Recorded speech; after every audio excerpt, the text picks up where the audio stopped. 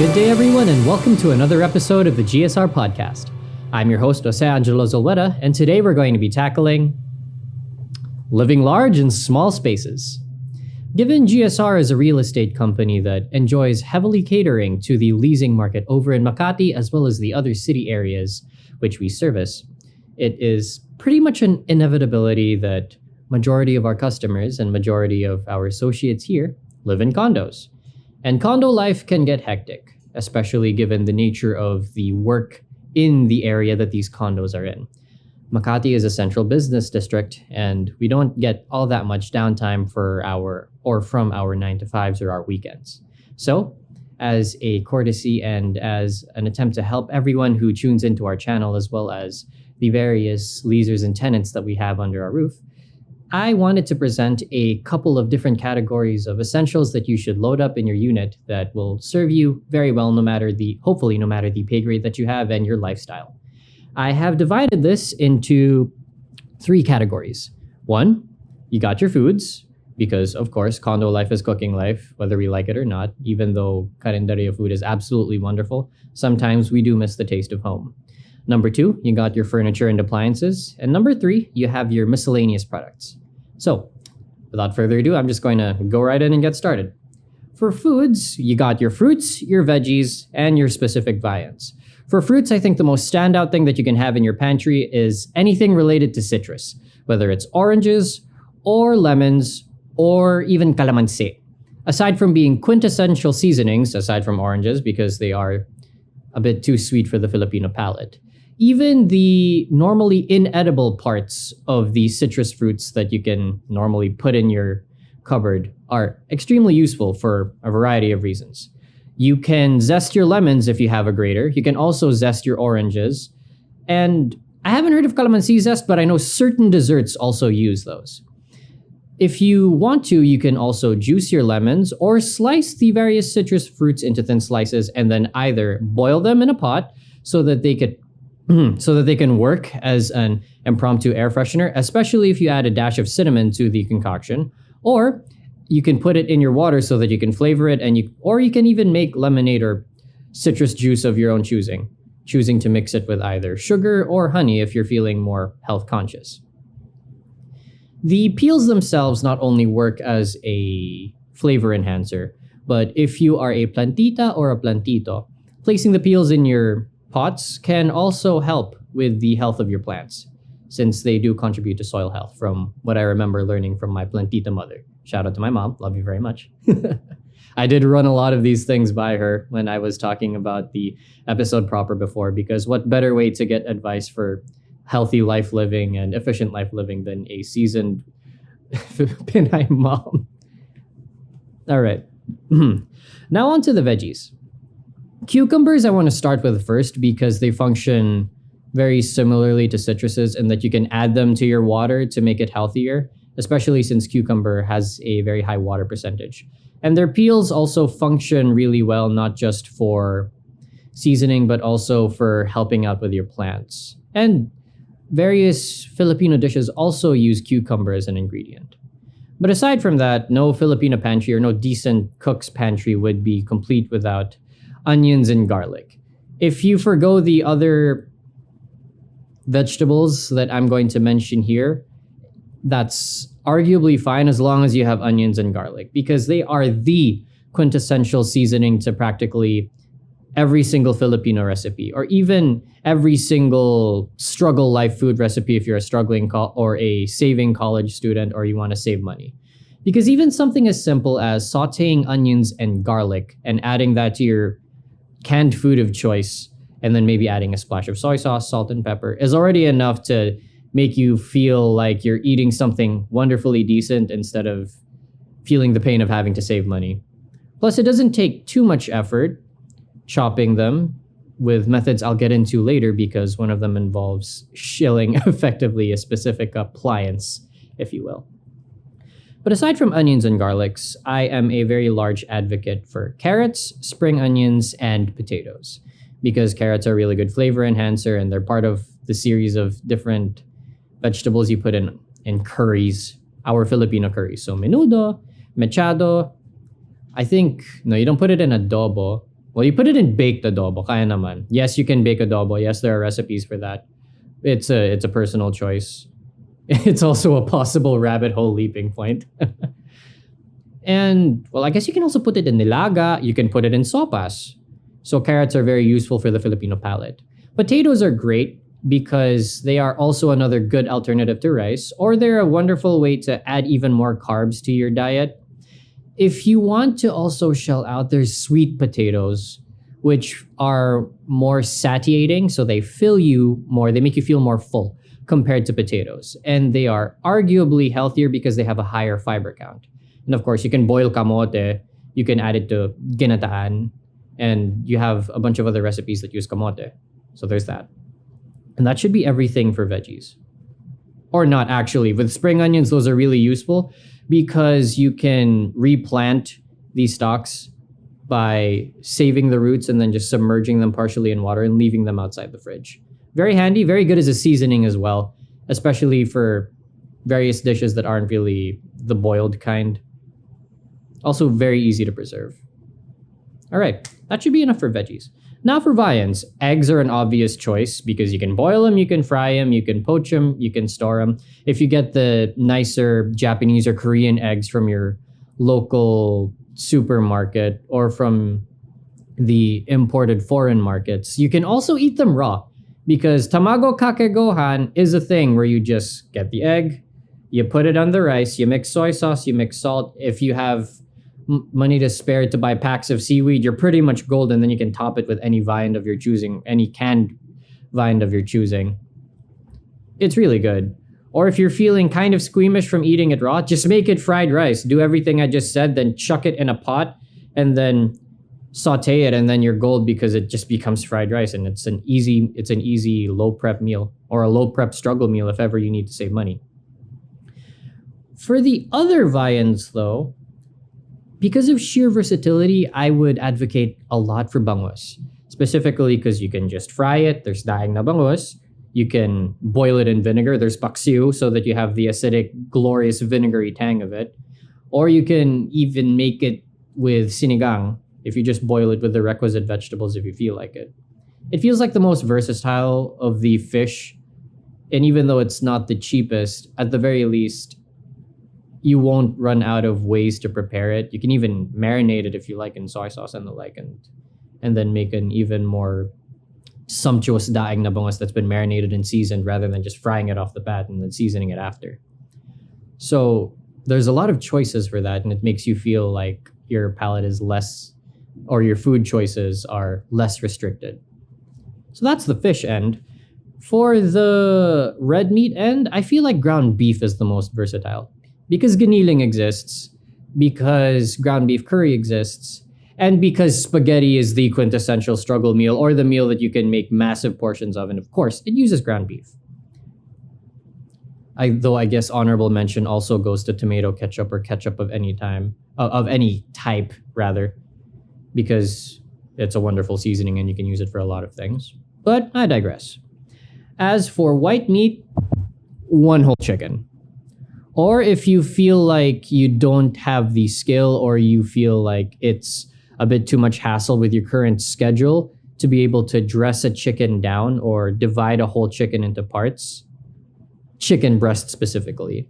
Everyone who meal preps or goes to the gym will know that, and I believe will agree that chicken breast is one of the easiest meals to prep, especially in batches, since all you need to do is just give it a good season with salt, pepper, and the spices of your choice, and look up the 1,000,001 different meal prep recipes of good old plain chicken breast, rice, and a vegetable of your choice. Though again, I would very much advocate for one whole chicken, because buying a whole chicken can be a lot cheaper than buying the breast. And it's also very good because you have the different chicken parts that you can set aside for different recipes. And what's understated is you also have chicken bones, which you can set to a slow boil in water for several hours to get your own homemade chicken stock, which is as good as and arguably a lot healthier than just using seasoning cubes. And you can add that chicken stock to a lot of your different boiled or even different other recipes to add even more depth of flavor to it. And it's healthy because you're extracting the nutrients from the remaining chicken bones.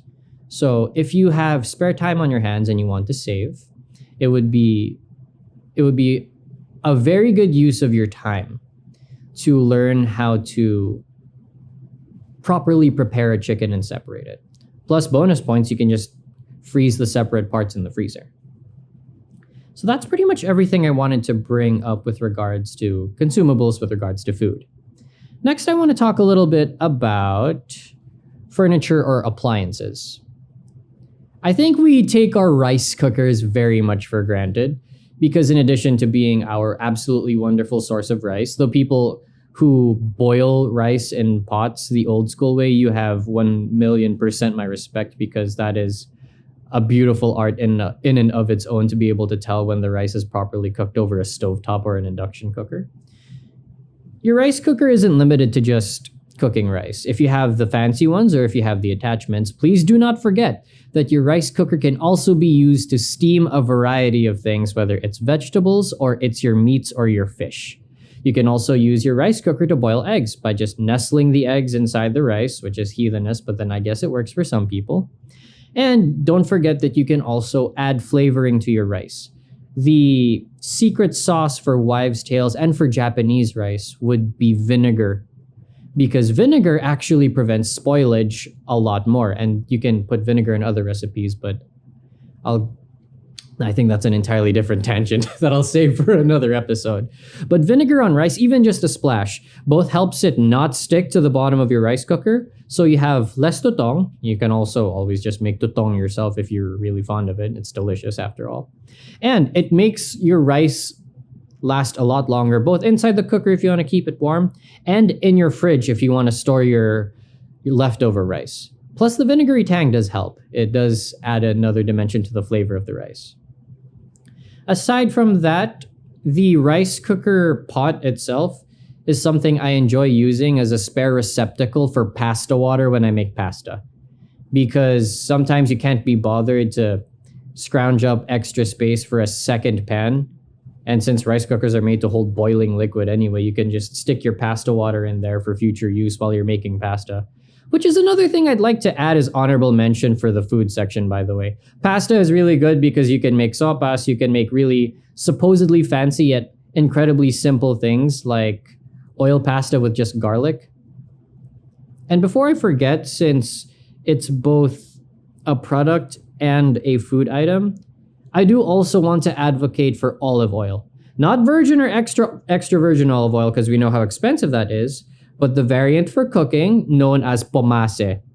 If you go to stores in bulk that sell warehouse items in bulk, like SNR, Landers, Landmark, mga ganyan, you'll see that they have very large tubs of pomase for, I think, about 680 or so. And that can last for a while. Aside from that, I know that Uncle John's and I believe Lawson's and even some 7-Eleven branches have started stocking olive oil. And not just virgin olive oil, but pomase olive oil. It's a very big deal that you get pomase specifically because not only is it the cheapest variant of olive oil, it also has a much higher smoking point threshold. That means unlike virgin and extra olive oil, which you use as a seasoning, you can use pomase as a cooking oil, as a substitute for canola. And you can also sort of use it as a seasoning as well. Why is this important? Because aglio olio exists and you can make it with just olive oil, pasta, garlic, and putting like pasta water in the pasta as you fry it. Look up the recipe. It's only 4 ingredients and it's the fastest pasta to prepare. And that's something that you can use your olive oil on. Plus, you can feel extra fancy by pulling a Canto Freestyle breakfast and seasoning your kamatis with olive oil, or mixing your kamatis with herbs like mint and basil, and then putting olive oil on it to have a makeshift pesto. Just because you're living frugally or just because you're living in a condo doesn't mean you can't get super mega ultra cool fancy with your cooking. All right, so that's enough of that tangent. On the topic, since I mentioned a lot of vegetables and other food items, the inevitable question comes in, but what if I'm too tired from work or too tired from doing my life stuff to chop my veggies? And that's where looking for the actual reliable 500 to 1,000 peso veggie choppers comes in. Because at least that way you can make meal prep a lot easier, and you don't have, and if you're feeling like you don't really want to throw things in a pot or manually prep chopping your veggies in a chopping board, you can just get a veggie chopper, smack your greens in, and then refrigerate or freeze them. Which brings me to my next point on the topic of convenience. I'm pretty sure most people who watch this have their favorite lock and lock Tupperware, yung baunan nila. And though those are also quintessential, and I know everyone loves their baunan, one type of Tupperware I would highly recommend investing in copies in would be the food-safe microwavable Tupperwares that you can get for $150 a pop. The ones that are yay big for 10 pieces at about 150 or so. I would very much recommend always having a stack of those on hands because of the variety of uses.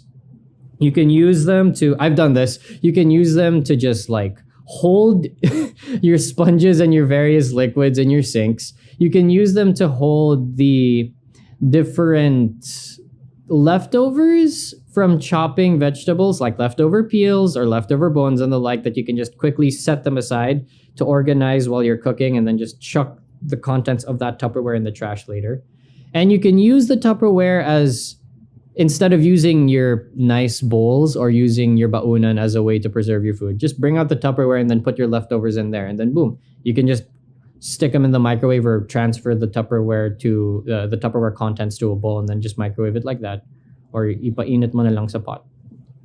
And on that topic, rather than just a pan, or rather than only a single pan that you use to cook, I'd also recommend a stock pot or any large pot because of soup and of pasta and of every single Filipino dish that involves boiling any meat or fish or vegetables in a large amount of liquid. God knows how far a soup pan can go, especially since you can also saute your ingredients in soup pans and soup pots instead of just your pans. So it works as a more versatile cooking tool than just a pan, though pans have their uses. You can't really fry eggs in pans. The honorable mention does go to the really cheap but really good egg frying pans that are like square or small that you can find in various convenience stores. Those are also great to have because they're so space efficient, and you can just use them for small meal cooking, and you can use them alongside the pan since they're tiny. So that's about it for products/furniture and appliances. If you have any more suggestions for quintessential food and products, please feel free to interact with us in the comments section. We'd be really happy to share knowledge, and I'd be happy to both be corrected and expand my repertoire of useful things in my unit to have. Finally, I want to get into other miscellaneous products. And the two that I want to highlight are dish soap. Well, honorable mention goes to laundry detergent and baking soda. Specifically because baking soda is what you use to blot out extremely inconvenient stains on cloth. So if you have non-leather couches, or if your bed ends up getting stained by food or whatever, or if your carpets end up getting stained, or if you spill stuff, baking soda is usually a really good first line of defense for immediately sucking up the liquid before you get into spraying it with cleaners. Aside from that, it's also really useful for helping your Tupperwares, your baunans, be less oily, because you can soak that, and you can soak dishes or even your pans and pots. You can fill them with baking soda water, so it makes the oil a lot easier to remove before you give them a pass with dish soap. It helps a lot.